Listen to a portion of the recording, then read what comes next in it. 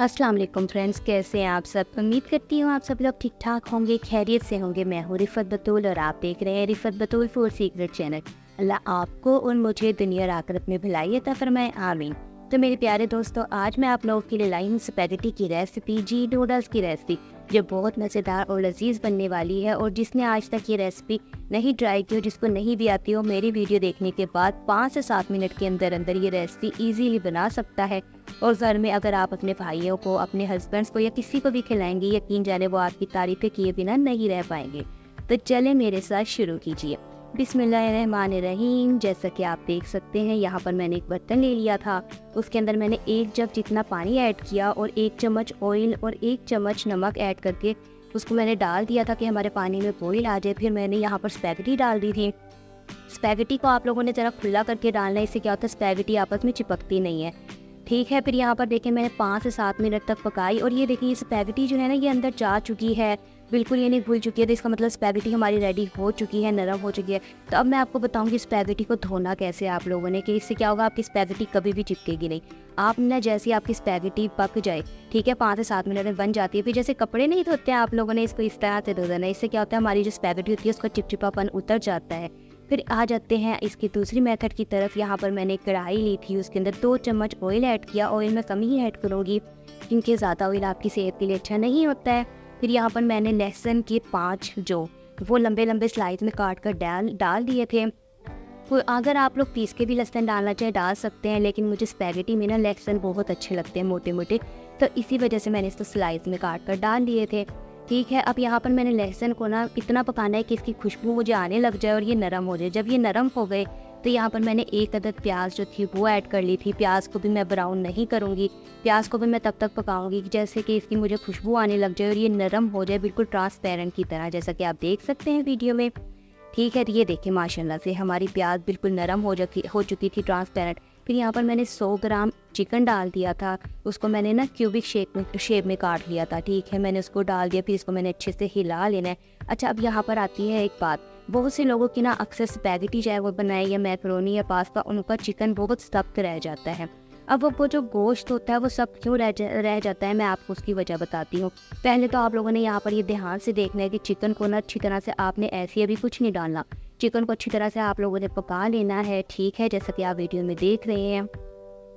फिर जी यहाँ पर अच्छी तरह से पकाने के बाद मैं इसमें ऐड करने वाली हूँ 1 चम्मच नमक, 1 चम्मच काली मिर्च और 1 चम्मच दड़ा मिर्च है। अगर आप मिर्चें कम खाते हैं तो आप कम भी रख सकते हैं। मैं इसे यहाँ पर अच्छी तरह से पकाऊंगी। चलें, अब आते हैं जो मैं आपको बताती हूँ कि जो हमारा गोश्त होता है वो सब क्यों रह जाता है। बहुत से लोग क्या करते हैं, गोश्त के अंदर पानी नहीं डालते हैं, वो उसको ऐसे ही ना गला लेते हैं पका पका के। तो इस वजह से हमारा जो चिकन होता है वो बिल्कुल ना सख्त सख्त सा रह जाता है। आपने क्या करना है कि इसके अंदर ना थोड़ा सा बेशक पानी डालें, लेकिन लाजमी से डालें। इससे क्या होगा, आपका जो चिकन है वो नरम हो जाएगा, जूसी हो जाएगा, जो बहुत बहुत बहुत लजीज लगेगा। जैसा कि आप वीडियो में देख रहे हैं, यहाँ पर मसाले जो थे वो थोड़ा सा पक्का। फिर यहाँ पर मैंने थोड़ा सा पानी डाल दिया, ज़्यादा नहीं डाला। उसकी वजह क्यों, क्योंकि देखिए जो हम इस्तेमाल कर रहे हैं गोश्त, ये चिकन का है, तो चिकन तो बड़ी आसानी से गल जाता है। मैंने सिर्फ थोड़ा पानी इसीलिए डाला कि हमारा ये अच्छे से पक जाए, सख्त ना हो। फिर यहाँ पर मैंने 1 अदद टमाटर और 1 हरी मिर्च डाल दी। हरी मिर्च से क्या होता है, जो स्पैगेटी होती है ना थोड़ी सी ज़्यादा और चटपटी हो जाती है। अगर आप नहीं डालना चाहते तो मत डालें, हरी मिर्च यहाँ पर ऑप्शनल है। फिर मैंने इसको अच्छे से पका लेना है कि हमारा पानी खुश्क हो जाए और घी ऊपर आ गए। जैसे ये आ चुका था घी, तो यहाँ पर मैंने 1 प्याली गाजर और 1 प्याली शिमला मिर्च डाल दी थी और इसको मैंने लंबे लंबी शेप में काट ली थी। शिमला मिर्च तो मेरी बहुत बहुत ज़्यादा फेवरेट है, मुझे इसकी खुशबू ही बहुत पसंद है। फिर यहाँ पर जो मेरी सब्जियां थी उनको मैंने 1 मिनट तक पकाया। 1 मिनट पकाने के बाद यहाँ पर मैंने 1 प्याली बंद गोभी डाल दी थी। इसको भी हम अच्छे से पकाएंगे। अच्छा, अब यहाँ पर आप लोगों ने ना चम्मच ज़्यादा ज़ोर से नहीं मारना है। इससे क्या होता है, अगर आपने चम्मच ज़ोर ज़ोर से इन सब्जियों में लगाया ना तो आपकी सब्जियाँ टूट जाएंगी। तो आराम आराम से ये देखें, ऐसे करें कि आपकी सब्जियाँ भी ना टूटे और मज़ा भी आए खाने में। क्योंकि अगर सब्जियाँ टूट गई ना तो वो एक भुट्टा टाइप बन जाएगा और वो स्पैगेटी बिल्कुल भी लजीज अच्छी नहीं लगेगी। फिर यहाँ पर मैंने जो सब्जियाँ थी उनको ज़्यादा नहीं पकाया। थोड़ा सा पकाने के बाद यहाँ पर मैंने केचप डाल दी थी। ठीक है, केचप, क्योंकि केचप स्पैगेटी में बहुत बहुत बहुत मज़ेदार लगती हैं। फिर यहाँ पर केचप को आपने अच्छे से पका लेना है। अब इसके अलावा मैं और कोई भी सॉस इस्तेमाल नहीं करूँगी क्योंकि मेरी ज़्यादा कोशिश यही होता है कि कम से कम सॉसेस हम इस्तेमाल करें। फिर यहाँ पर मैंने जो स्पैगेटी उबाली थी, मेरा फेवरेट पार्ट आ चुका है स्पैगेटीज़ को इन मटेरियल के साथ मिक्स करने का। तो चले मेरे साथ मिक्स कीजिए। अच्छा, यहाँ पर आपने ना हाथ जो है अपना आहिस्ता आहिस्ता से स्पैगेटी में चलाना है कि आपकी जो नूडल्स हैं, स्पैगेटी है, वो टूट ना जाए, क्योंकि अगर ये टूट गई फिर मज़ा नहीं आएगा ना खाने में।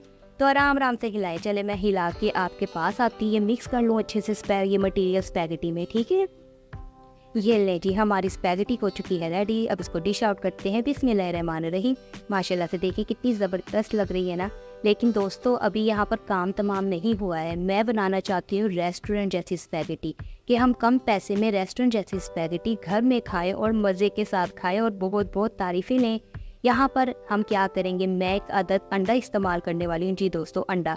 बहुत से कोरियन जो कंट्रीज़ होती हैं या चाइनीज़ लोग जो होते हैं ना, वो नूडल्स के साथ एग लाजमी से खाते हैं, चाहे वो आप बॉयल एग खा सकते हैं या कुछ भी खाएं। लेकिन मेरे कहने से ये हाफ़ फ्राई एग आप लोगों ने स्पैगेटी के साथ लाजमी से ट्राई करना है। और यकीन जानिए, ये इतना अच्छा टेस्ट देता है ना, एक रिच टेस्ट होता है, ये वो देता है। मेरा फेवरेट है, मुझे हाफ़ फ्राई एग बहुत बहुत बहुत अच्छा लगता है स्पैगेटी के साथ। तो लाजमी से भी आप लोगों ने ये ट्राई करना और यकीन जाने आपको मज़ा आने वाला है। तो ये देखिए, यहाँ पर हमने अंडा जो था अपना बॉईल कर लिया, या सॉरी बॉईल कह रही हूँ, हाफ फ्राई कर लिया। और ये ले जी, हमारी स्पैगेटी अब हो चुकी है रेडी। बिल्कुल बिल्कुल जैसे रेस्टोरेंट में स्पैगेटी नहीं मिलती, और टेस्ट में तो क्या ही बात है, बहुत ज़बरदस्त। ये ले जी, अब इसको खाने का तरीका आप चेक करें, इसको इस तरह से खाना है।